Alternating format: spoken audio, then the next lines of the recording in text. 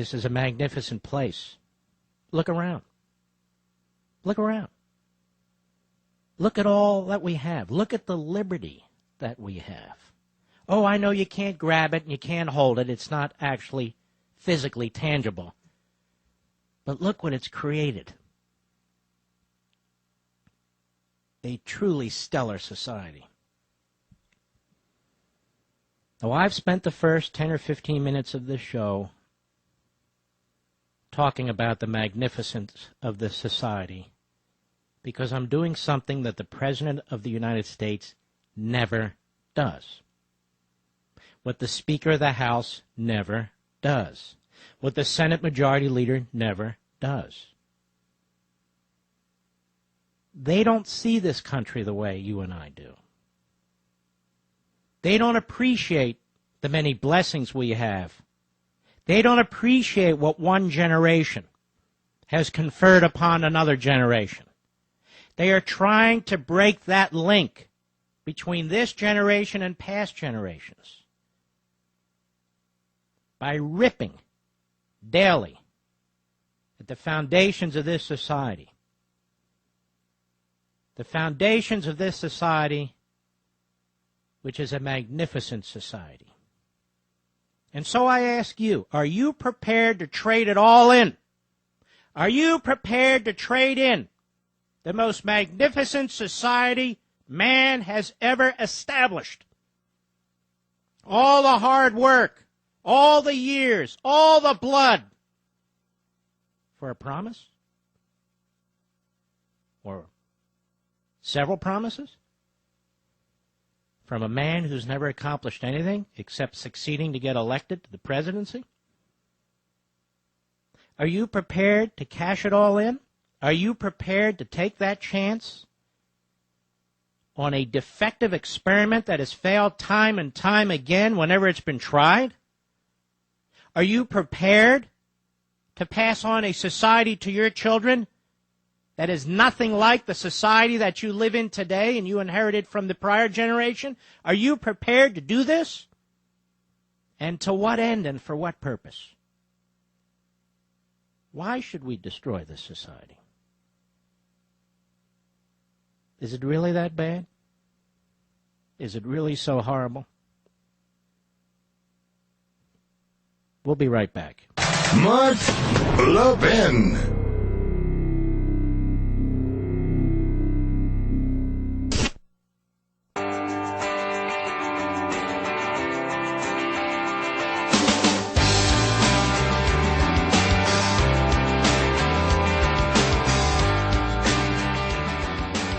You know, folks, this is the whole point of liberty and tyranny. Tyranny is something that's very easy to express, to talk about, to promote. It appeals to the worst aspects of humanity. And it exploits man's imperfections. And so if something goes wrong, what you do is you assign responsibility, if you're a charismatic demagogue, to your opponents. Or to processes that you don't like capitalism. Meanwhile, if something goes wrong or something's not right in government, sure, you acknowledge it, and then you explain the problem is we don't have enough resources. That is, we don't have enough of your liberty and your treasure. We need more of your private property so we can perfect this. That's the struggle we're involved in today. Today, there is no question in my mind, and I think in the minds of many of you, that we live in a soft tyranny. No, you don't feel it. You're not dragged off to a gulag. I'm not talking about that. But your liberty is being more and more restrained and confined. Some ways directly, but most ways indirectly. You're being punished. They're using the law, perverting it, and the economy to suppress you. And they'll do it in the name of the children and the elderly, name of the middle class, name of the poor and downtrodden, name of the blue-collar worker. It doesn't matter. But let me be very clear about this. A sick society that does not respect the individual, that does not respect liberty, that does not respect private property, all of which are unalienable rights, is a sick society for everybody. If the businessman can't produce, he cannot create jobs. He cannot create inventions. He cannot help create prosperity. If the worker is not free to keep the benefits of his labor, then he's enslaved. He's not working for himself. He's not working for his family. He's working for the government. If the government can redistribute wealth, what that means is they're redistributing rights, and we've seen it in the recent months. And when it redistributes rights, it sets itself up as God himself. The government was never supposed to have the power to redistribute rights.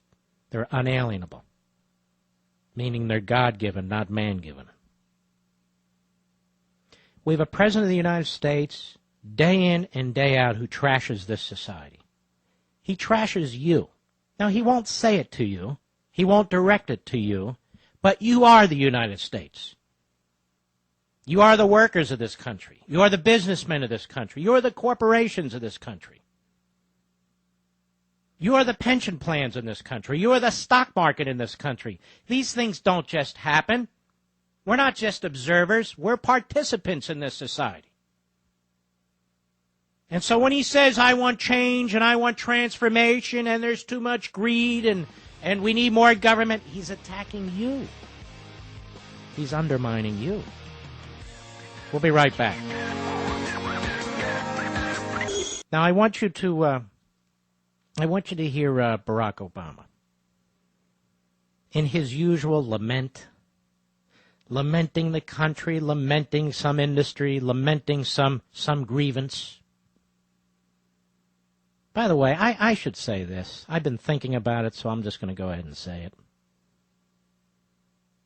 Ladies and gentlemen, despite all the hype that had been handed to us starting in September and October, I do not believe anymore, although I was extremely skeptical at the time, that our financial system was going to collapse. I don't believe it anymore. I'll tell you why. Despite the TARP money, they don't know where it went, and now it's being misused by Obama to nationalize various industries. It has never been used to do what they said it needed to do. Despite the fact that Obama is spending trillions and trillions of dollars that we don't have,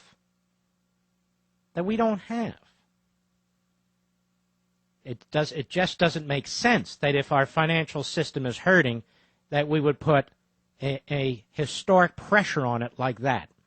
So I don't believe it anymore. Not that I did originally.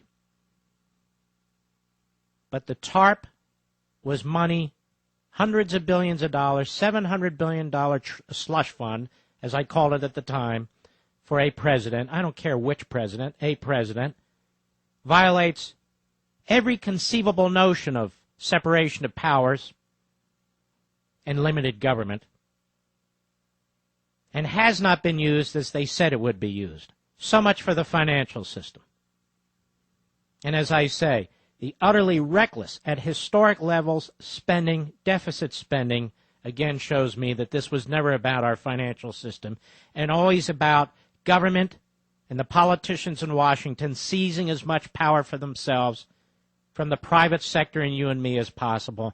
And it is playing out right now.